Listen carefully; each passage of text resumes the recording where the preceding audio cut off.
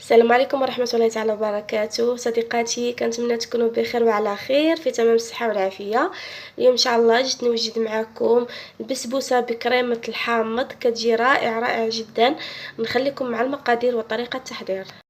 اذا دابا غادي ندوزو المقادير وطريقة التحضير. عندي هنا كاس ديال الحليب، كاس الا ربع ديال سنيدة، كاس الا ربع ديال الزيت، ساشيه ديال الفاني، ساشيه ديال الخمارات من فئة 15 غرام، يعني جوج ديال الخمارات. عندي هنايا جوج كيسان ديال السميده مع قبيصه ديال الملحه، جوج بيضات وقشره ديال الحامضه محكوكه.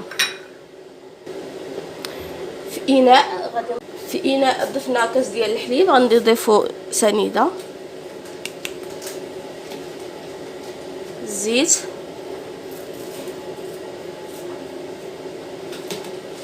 جوج بيضات،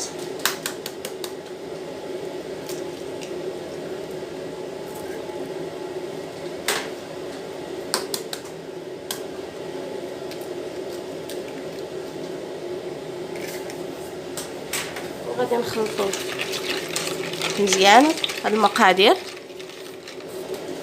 غادي نضيف قشور حامضه، غادي نخلط مزيان.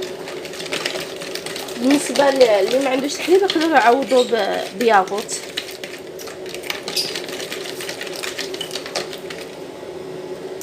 غادي نضيف ساشيه ديال الفاني، نخلط،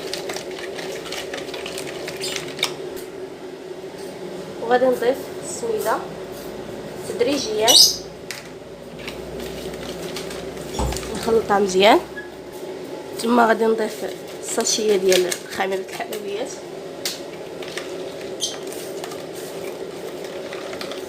نخلط. غادي نزيد يبقى لي ديال السميده، ولا جاني الخليط مازال خفيف غادي نزيد شويه ديال السميده.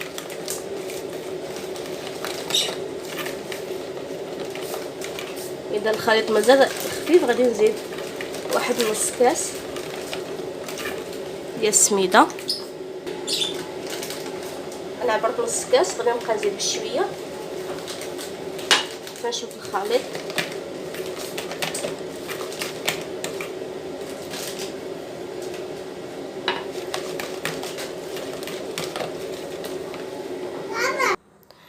كما كتشوفوا الخليط، يعني انا احتاجت هنايا جوج ديال الكيسان ونص.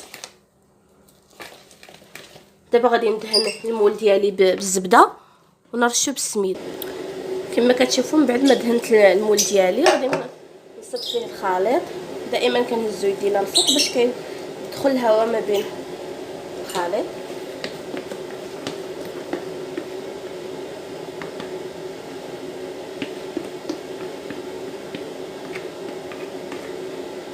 دابا غادي ندخلها للفران اللي سبق ليا وسخنته، وطيب على نار مهيله بحال الشكل ديال الكيكه.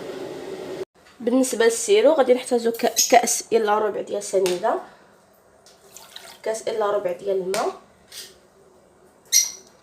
وشي طرونش ديال الحامض. غادي نديروهم فوق البوطه حتى يغلي مزيان وتذوب داك السنيده ويقصح شي شويه، يعني ما نخليوش جاري به ان شاء الله باش غادي نسقيو البسبوسه. بالنسبه للكريمه غادي ناخذوا كاس ونص ديال الحليب. عندي هنايا حامضه يعني عصرتها عطاتني كاس الا ربع. عندي هنا سنيده غادي ناخذ منها 4 ديال المعالق، كيبقى على حسب الذوق. اللي بغيتو الحلاوه تقدروا تاخذوا حتى 5 المعالق، وبغيتو تنقصوا 3 المعالق، يعني كتبقى على حسب الذوق. وعندي بيضه، وعندي معلقه كبيره مقبه ديال النشا.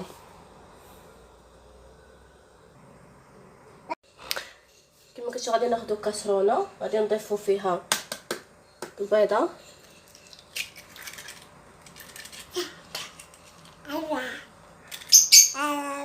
غادي نضيفوا كاس ديال الحليب ونص،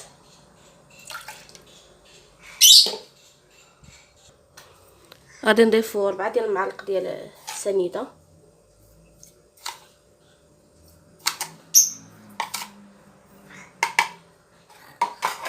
غادي نضيفوا عسل الحامض، غادي نصفيه كيبقى فيه داك الحبيبات ديالو. ثم غادي نضيف معلقه كبيره ديال النشا، غادي نخلط مزيان باش ينسجموا العناصر، يعني ما يبقاش داك سنيده محببه.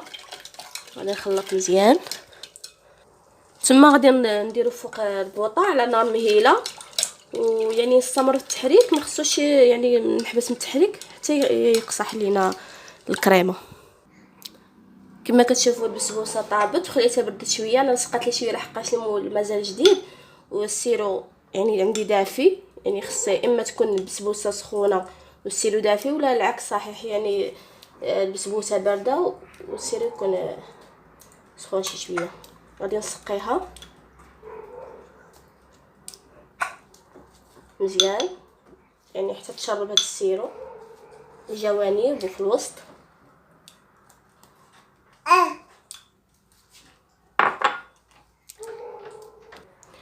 كما كتشوفوا الكريمه وجدت، غادي نكبها في وسط البسبوسه.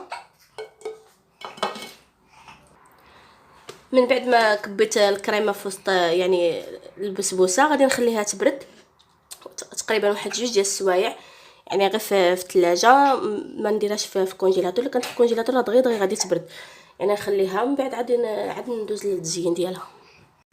كما كتشوفوا من بعد ما خليت البسبوسه بردات بردات داك الكريمه، يعني انا زينتها بطريقه بسيطه، درت لها الكوك من الجناب وصوب داك الفواكه معسله، يعني درت لها تزيين بسيط.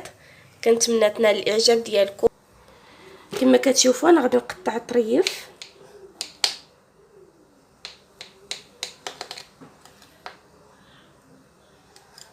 هذا هو الشكل ديالها الاخير. كتجي هشيشه، يعني حتى داك السيرو اللي سقيتها به يعني شرباتو مزيان، هانتوما كي كتشوفوا صراحه كتجي رائعه. كنتمنى هذا الفيديو ينال الاعجاب ديالكم. اللي شاف الفيديو لاول مره ما تنساش تدعمني بلايك واشتراك. ان شاء الله نتلاقاو في فيديو اخر مع وصفه اخرى.